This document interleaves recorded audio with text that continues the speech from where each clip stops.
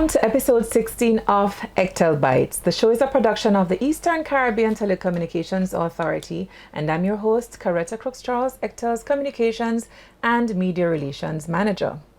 So who are we and what do we do?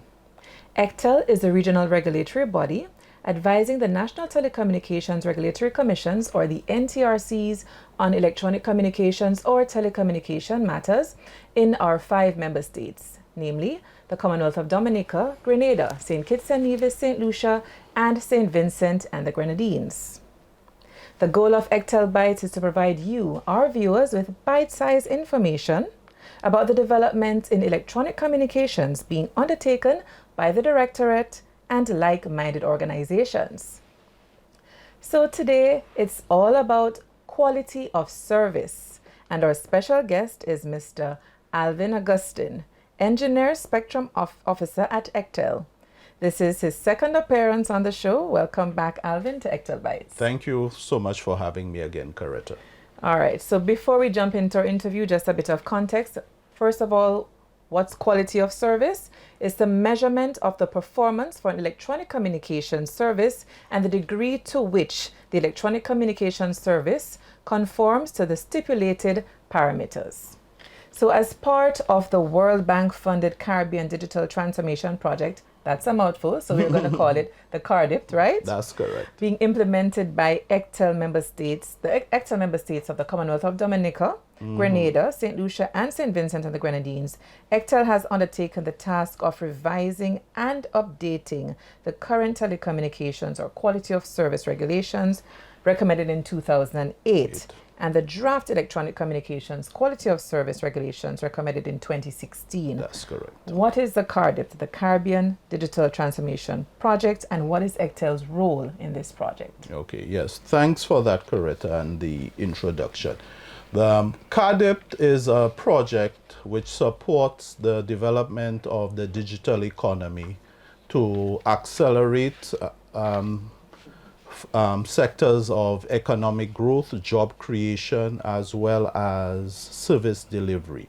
One of the key components of the CARDIP project is that it focuses on the legal and regulatory environment, as well as building capacity and institutions.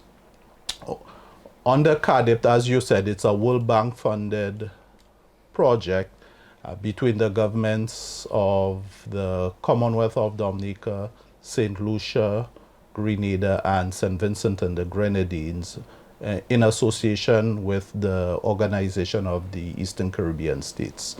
And part of it, ECTEL is a lead agency dealing specifically with the technical aspects of regulation. So we, at the regional level, we will look at, as you mentioned, quality of service as one. There's also looking at the regulatory and legal framework under the electronics communications sector, as well as, I believe it's, the third component is resilience of telecoms network, as well as emergency critical systems for emergency communication. So it has a 3-prong part for ECTEL to play. And additionally, ECTEL will look at the modernization of its regulatory and legal framework under the electronic communications framework, as well as strengthening the capacity and as well as training the National Telecommunications Regulatory Commissions in monitoring and enforcing quality of service obligations under the new revised, what we call the QoS, Quality of Service, Quality of Experience regulations. So it's a mouthful, but that's what the CARDIP entails. And specifically when we speak of quality of service, we are targeting the regulations. As you mentioned, there is the 2008 Quality of Service regulations under the Telecoms Act. There was a draft in a revised bill or revised regulation, in 2016 which sought to address some of the concerns on the current quality of service regulations. And under this project, we have revisited that revised draft to beef it up to allow the NTRCs with to enable them to enforce quality of service as well as to build capacity of the NTRCs in that regard. Okay, and capacity building is indeed important. So it's really good that that's a component, the training of the NTRCs to monitor the QoS regulations.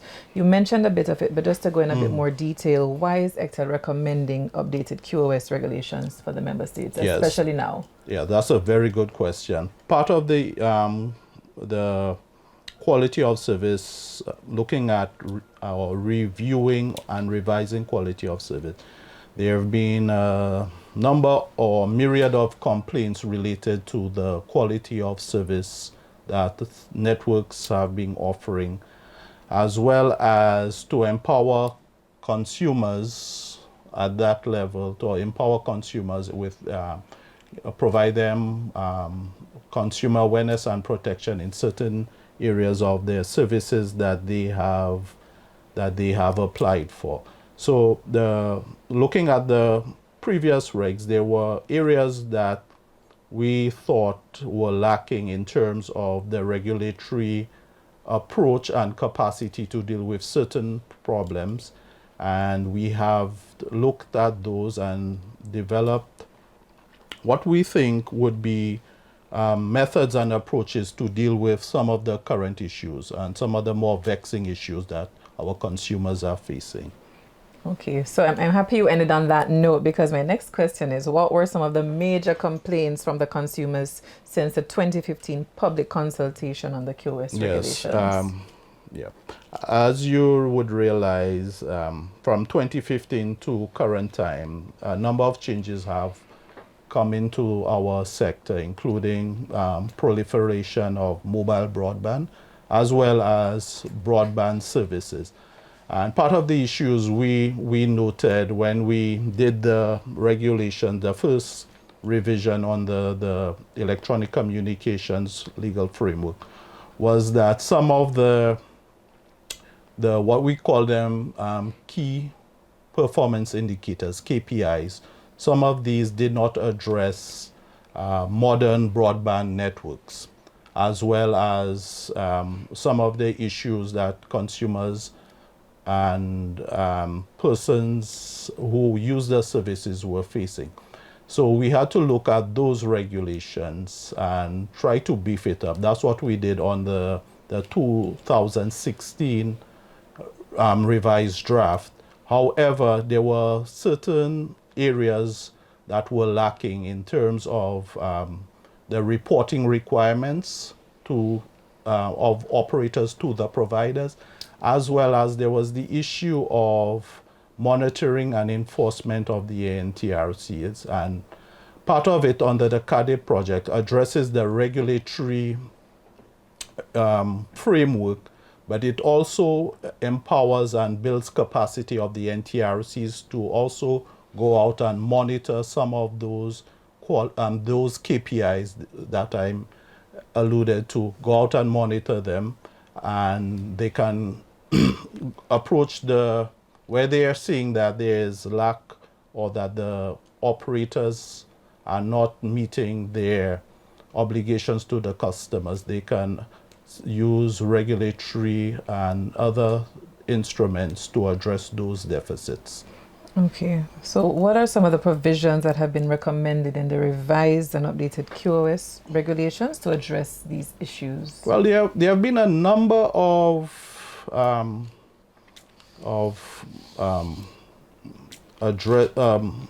points to look at when we look at the QoS.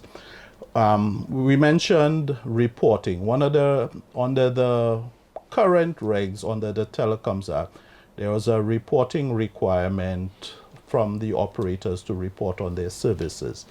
This was essentially just stating whether they complied with those requirements.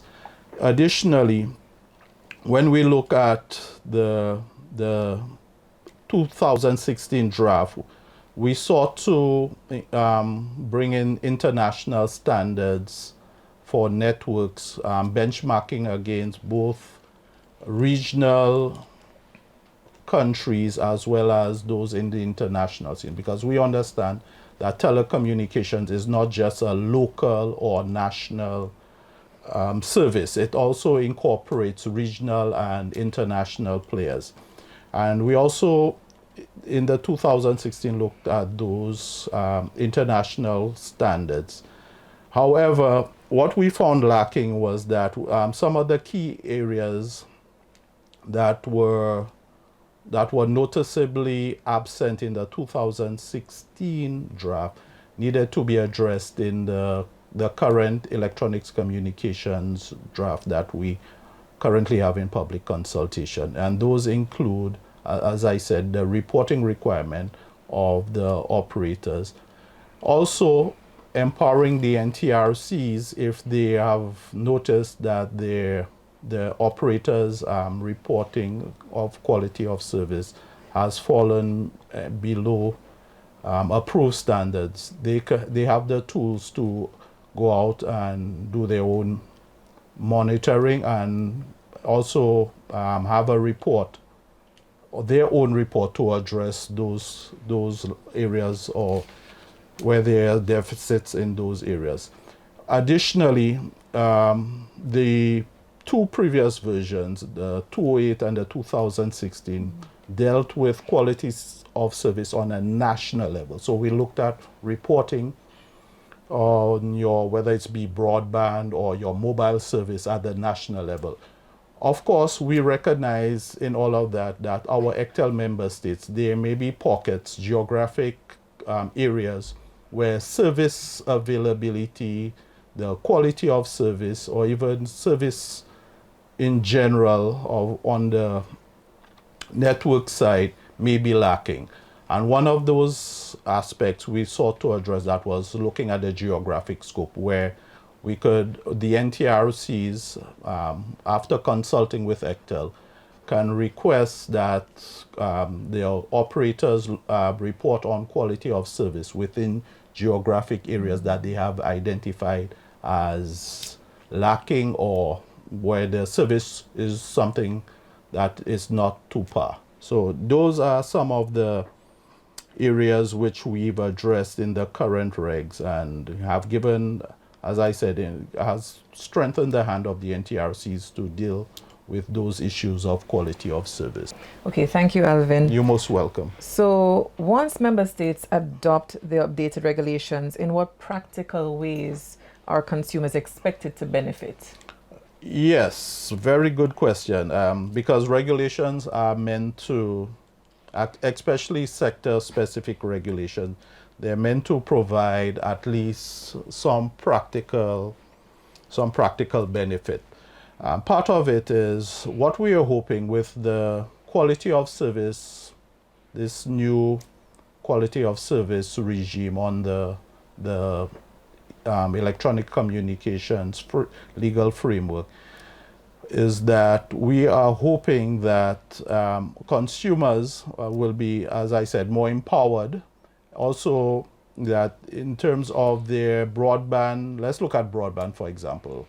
We have one of the measures on the broadband service, both fixed and wired or mobile broadband, is that you have what is known as your effective versus your subscribed throughput. Meaning, typical example, meaning you applied for 100 megs of service. Let's say that's what you apply, your subscription. But when you do your broadband test, you're getting 50 megs. Typical. Yes, or you're not getting smile. on the network. And you're wondering, but I'm paying all this money for reliable broadband service. Under the what we call the revised quality of service regs, there's a measure in there where we look at the broadband. So in other words, your operator, whichever service provider you're with, is supposed to provide you with 90% of your broadband service for 95% of the time. In other words, your broadband service is, if we're looking at 100 megs, it's supposed to be at least 90 megs of download speed for 95% of that time. So that's one of the ways in which consumers would benefit from it.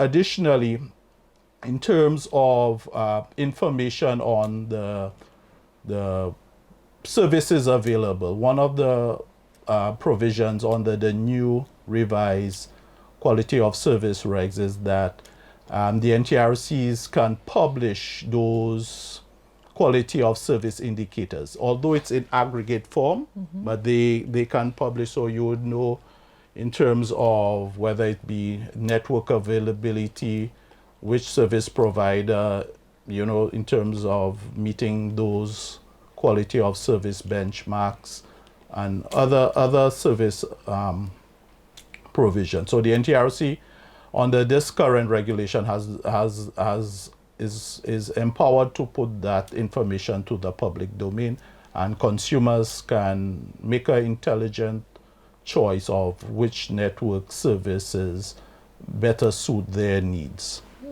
Okay, this sounds very impressive, and I'm sure there are many more ways that you can benefit, but I really like the two examples you gave, because many persons, when you go onto social media or just put on your radio during lunchtime, you hear the complaints. It's a lot about the quality, about the internet being slow, about the broadband issues. So I think the public would be really happy with what you just said about 90% of service, 95% of the time. Yes, that is remarkable. It's one of those aspects because, as we said, broadband, and it comes out of, well, not just prior to COVID. We are looking at transitioning into a digital economy. And part of it is, as the regulator, we have to facilitate the environment where our economies can develop in this new age. We're talking about the fourth industrial revolution, where we're talking about bringing cyber and the physical world together. So we have to ensure that the delivery systems, what we call the communication pipes, are available, as well as accessible and, of course, affordable to our citizens. Yeah, I think the key word there is affordable. Yes, because you might have access to it, but then, yes, the affordability might stump persons. It is. And part of it too, just to leave the quality of service and go to another aspect. Under some of the regulation, what we are looking at is basic baskets, communication baskets that would be reasonably priced for our consumers. So there would be some basic items, whether it be broadband or mobile voice, that would be reasonably priced for the general population. Of course, that doesn't prevent the operators from offering their higher end services, but at least to address the affordability aspect of service, that's one of the regulatory tools we are looking at. Okay, all right. So I'll invite you back on the show and we have more to talk about on definitely. that topic. Okay, so we're getting ready to wrap up. So walk us through the consultation process. How can consumers and the general public participate? Yes, in terms of our public consultation process and the current quality of service, quality of experience regulations that we have in the public space, it's basically it's available on the NTRC's website as well as ECTEL. So for our member states, they can visit their respective NTRCs. The public consultation, it's how should I say it? It's a document, but it invites comments from the public. It's partly technical, however, the main text of the regulation is pretty straightforward. So we invite comments from our stakeholders, our service providers, civil society, and so on. Because as we know, this is one of the issues most, how should I say, more perplexing for consumers and the general public. So we would invite them to look at it and send in their comments. The guidelines in terms of sending comments are there. It goes through your NTRC to ECTEL, and first round we did 2 extensions. So we extended it twice with the closing date of the first round for comments ending on the 3rd of April 2023, and comments on comments period from the 17th of April to the 20th of April this year.